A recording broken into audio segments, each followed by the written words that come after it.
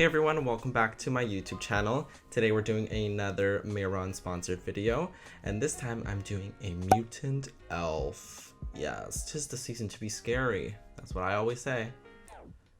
I started out by coloring my beard and my eyebrows white, or platinum blonde as I like to say. And I'm taking the Mehron liquid latex for my molding material and some cotton balls. And I'm basically saturating the cotton balls in the latex and then using it to mold my elf ears as well as some other prosthetic materials along the way. This was surprisingly super easy. I basically laid down some latex, applied one piece of the cotton, and then molded it into a peak shape, which is gonna basically be your elf ears. I'm telling you, this was super easy.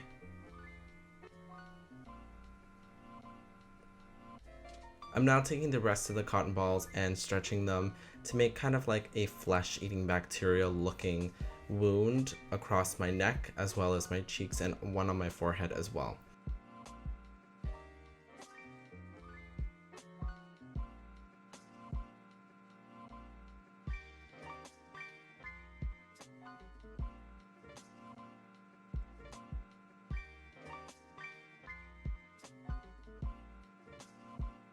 Okay, so now we're in a different space. I'm going to show you how I did the chest piece, and I basically used a dress form that I made myself of my body just to make sure that it fit my body. So I'm starting out by using some cling wrap and wrapping that around the dress form just to protect it from the latex, obviously. This also helps with the removal process as well.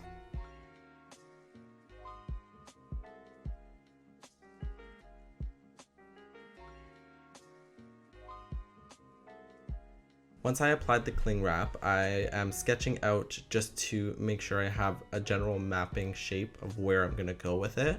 Then I'm taking some of that liquid latex again and mixing a little bit of baking flour in it. And this just makes the latex go on even thicker and dry thicker so that you can preserve the amount of latex you use in general. I started applying it with the chopstick, but then I'm like, nah sis, I'm gonna go in with my hands. Sometimes you have to just go in with your hands and just be messy, especially when you are making prosthetics. For the most part, I like using my hands. You can use your hands as well. And then I went in with some cotton as well to create those craters and also make it look more like a flesh piece. If you think about like mutant flesh, it's kind of like rocky, cratery. It's a mess, girl. So like most things that you do, especially prosthetics, everything's a layering process. I think that's why I love special effects makeup so much. It's because I can use my hands and like create something out of nothing and like feel my most creative. I'm using this material called polymorph plastic. They're plastic pellets that you can put in boiling water and they melt down and form a stretchy, like manipulative plastic material, so like me, and you can morph them into different shapes, and once they dry, they're rock hard plastic pieces. So in this case I made teeth, and I'm just placing them down before I glue them so that I know where they're gonna go so that I can work around the next steps. I'm using red yarn, and this is a technique that I'm not sure where I learned from. I think I just made it up, maybe, I don't know, but basically I pull the yarn apart so you have just like one single thread. You can use thread as well, and I'm using this to emulate veins, and it really is a cool effect once you start painting. You can't really see it right now because I'm just building over it with some latex, but once you start painting it, girl, it looks cool.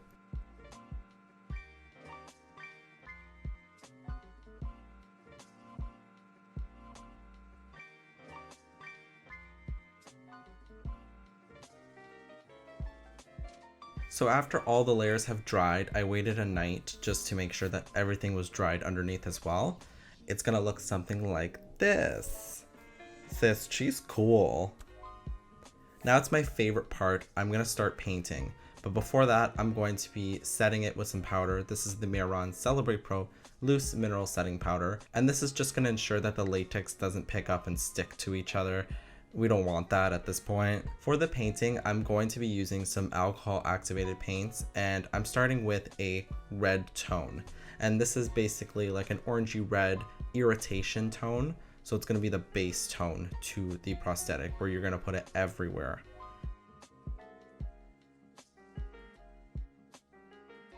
Then I'm gonna go in with a brush and start painting the blood tones and the darker tones to really bring shape to these craters. Again, this is a layering process, so don't be afraid to take your time to go back and forth between colors, and also spray some of that alcohol, 99% specifically, just to kind of like bring all the shades together, melt them completely, and blend, darling. Even in special effects makeup, blending is important. Or is it? It is and it isn't. I think it's like both.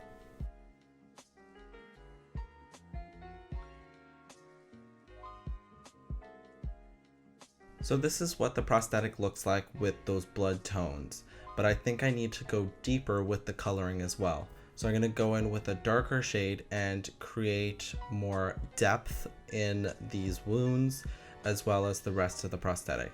But as I go, I'm going less and less into these craters so that everything is not so uniform and it's just more organic.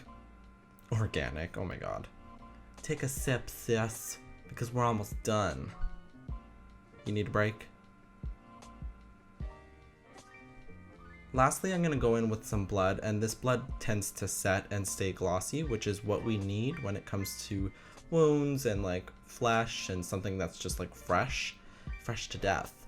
And that's what we want. Now I'm gluing those teeth in, and I'm going to paint around them so they look like they are growing out of the flesh.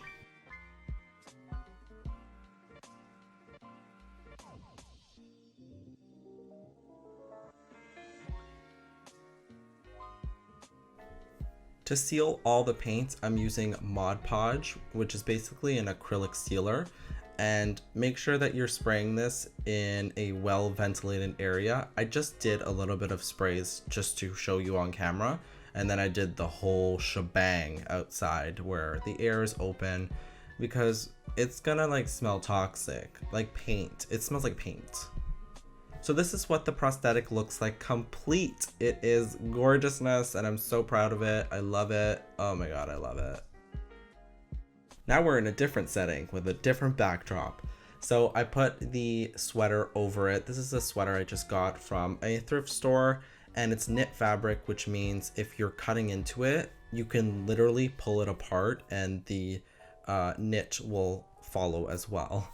So that's kind of like what I was going for, and I loved the effect of that. So I was just basically cutting into the sweater and pulling them apart with my hands, my phalanges.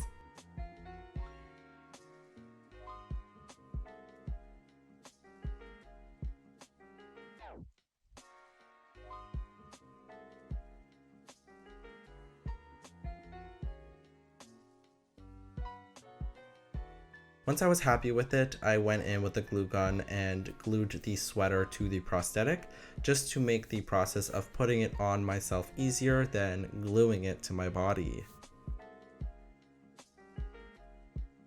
I'm using the Mehron Makeup Paradise AQ 30 assortment palette, and I'm using that to color the sweater so it looks obviously not as brand new as when I got it. I'm using Beachberry Red and Black in the palette, which are basically the go-to colors for like wounds in my opinion.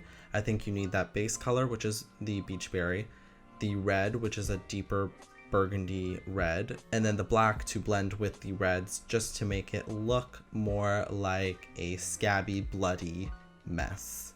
Me.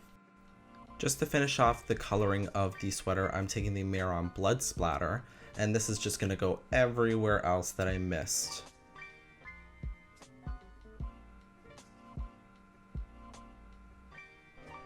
I went ahead and cut the sleeves off. I just felt like it gave the look a more grungy, like elfy look. And then I repeated these steps for the hat as well. Obviously I'm not coloring the back because like it's not seen on camera, but if you're wearing this out, which I don't think you would, but if you are, I would color your back as well. And I'm back again. Did you miss me? I'm going in with that 30 color assortment palette again, and I'm using Storm Cloud to color my entire body.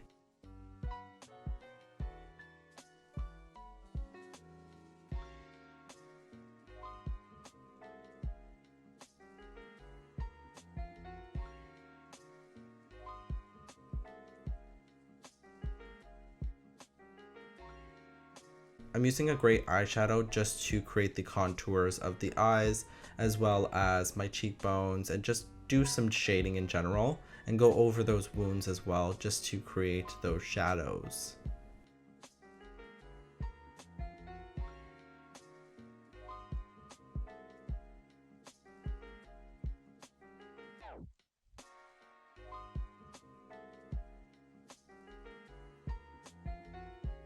I'm going in with Beachberry Red and Black again just to create the coloring for the wounds. In this case, the wounds did look a little different than the body piece because the base tone that I used was gray and it mixed in and you wouldn't be able to see the actual skin tone underneath. I think that's my general mistake in this case. Maybe I shouldn't have painted the wounds themselves with that same body paint, but I mean, it still works. I mean, it's mutant, it's an elf, it's not real. It can be whatever you want. So I started with a sponge that was just a little textured, then I went in with a brush and I used some spackling techniques using the brush to flick the paint onto my skin, just to blend everything together. And lastly, I'm going in with some blood and deepening those wounds and tying everything together.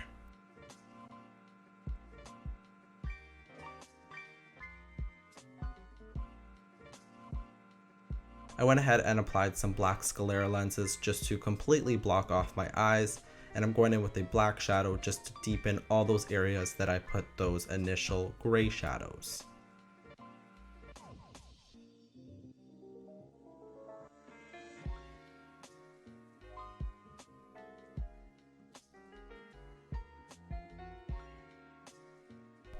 To pull this look together, I'm going to be applying some crepe hair. This is Mehron's crepe hair in white. I first tested it to see if it was the right size, and then I went in with some spirit gum to glue it down.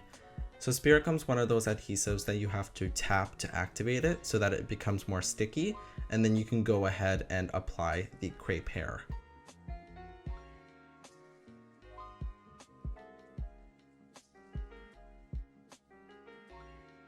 I also applied the other side, making sure that it is at least symmetrical and the same size.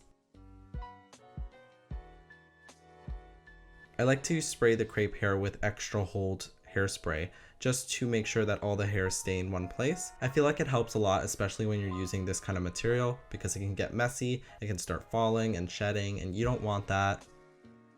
I applied my mustache as well as my goatee using the same steps.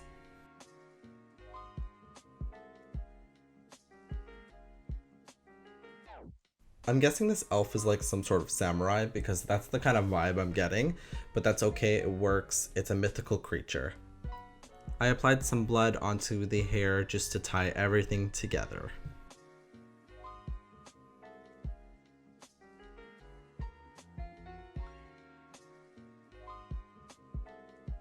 So this is the completed mutant elf look. I hope you guys enjoyed this video. Thank you so much for your endless support, and I love reading all of your messages. It really means the world to me. Don't forget to follow me on all of my social media. They are listed at the end of this video as well as in the description box below.